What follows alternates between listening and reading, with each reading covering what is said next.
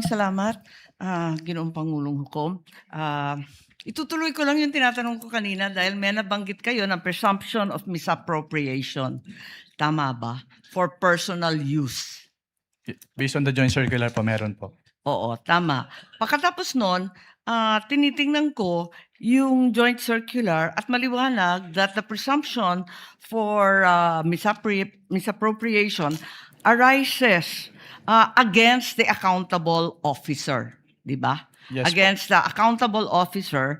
Sino ang accountable officer? Maliwanag naman yung joint circular. Sa 3.1, sabi yung officer whose duties permit or require possession of government funds. Hindi ba?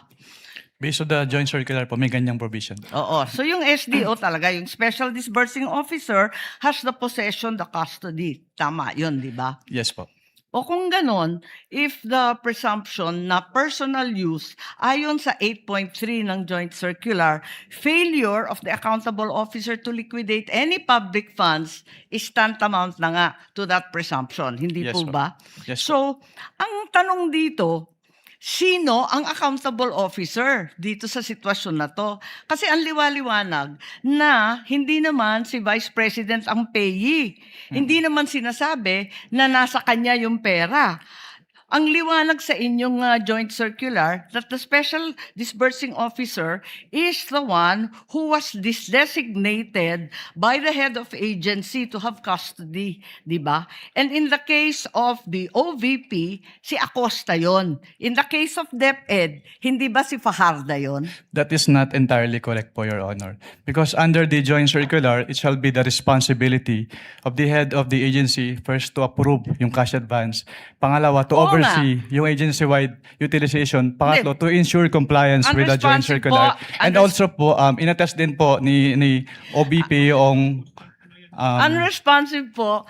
Ang tinatanong ko lang, hindi ba yung designated, yung SDO, si Fajarda lang at si Acosta, hindi si VP, hindi siya yung payee eh.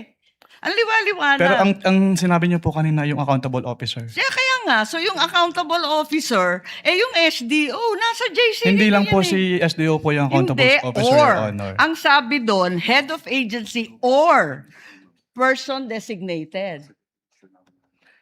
Oo, ang liwanag sa definition ng joint circular. Mag-yes or no ka lang, kanina ka pa inaaway mo ko lagi.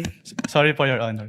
But hindi po ako pwedeng mag-answer categorically since yun nga po yung provision But it's categorical. na yes or Why don't either you go yes back or to your either joint no po. circular? Yo po. Kapag Okay. sinabi po kasing Doon categorical, sa it's either yes definition, po. ang or- liwaliwanag, SDO kapag na-designate ng head of office, di ba?